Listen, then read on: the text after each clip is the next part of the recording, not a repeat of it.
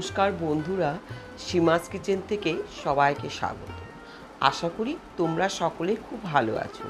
বন্ধুরা, আজকে আমি কোনো রান্নার রেসিপি নিয়ে আসিনি। আমি তোমাদের কাছে একটা খুব কাজের ভিডিও শেয়ার করব।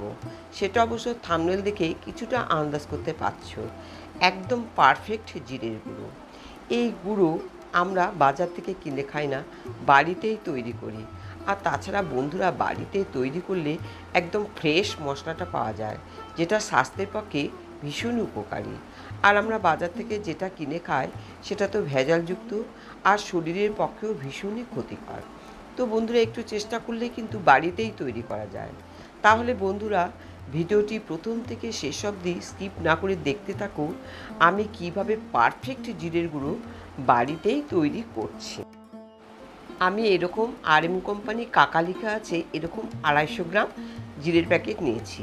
এবার এই জিরেগুলোকে আমি খুব সুন্দর করে পরিষ্কার করে নেব, তার কারণ এর মধ্যে প্রচুর নোংরা থাকে। দেখো বন্ধুরা, ঠিক এইভাবে জলের মধ্যে দিয়ে খুব সুন্দর করে পরিষ্কার করে নিতে হবে। 2-3 বার করে জল পাল্টিয়ে নিতে হবে। এবার পরিষ্কার হয়ে গেছে, দেখো পরিষ্কার জল বেরোচ্ছে। এই যে এরকম পরিষ্কার করে ধুয়ে নিতে হবে। এবার আমি একটা ছাঁকনির সাহায্যে জিরেগুলো থেকে জল ঝরিয়ে নেব। এরকম একটা ছাঁকনি নিয়েছি, নিয়ে এবার জল শুদ্ধ জিরেগুলোকে ঢেলে দিলাম। একদম জল ঝরিয়ে নিয়েছি, দেখো বন্ধুরা, এই যে ঝরঝরে হয়েছে। এবার আমি একটা রোদের মধ্যে পেপার পেতে দিয়েছি, সেই পেপারের মধ্যে আমি জিরেগুলোকে ছড়িয়ে দিয়েছি। প্রচণ্ড রোদও উঠেছে, এই রোদের মধ্যে আমি জিরেগুলোকে ছড়িয়ে দিলাম। 3 দিন রোদ্দুর দেওয়ার পরে দেখো বন্ধুরা কি সুন্দর শুকিয়ে গেছে, একদম ঝরঝরে। এই যে এরকম কিন্তু ঝনঝনে হতে হবে। এবার আমি একটা মিক্সি মেশিনে 2 বারে অল্প অল্প করে গ্রেট করে নেব। তোমরা দেখতে থাকো।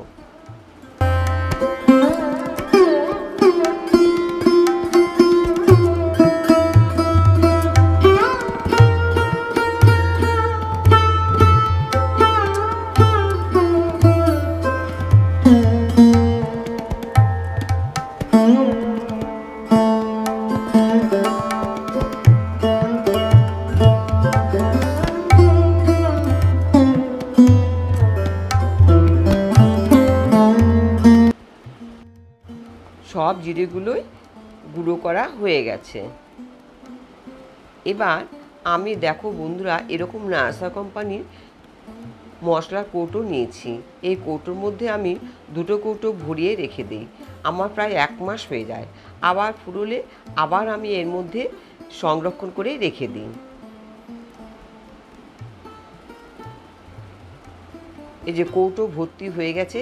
এবার আমি এইভাবে মুখটা আটকিয়ে রেখে দিই। এইভাবেই আমি বাড়িতেই জিরের গুঁড়ো তৈরি করে রাখি। তো বন্ধুরা, কেমন লাগলো আমার একটু কমেন্ট বক্সে জানিয়ে দিও। আর বন্ধুরা, যারা এখনও আমার চ্যানেলটি সাবস্ক্রাইব করোনি, প্লিজ আমার চ্যানেলটি সাবস্ক্রাইব করে দিও।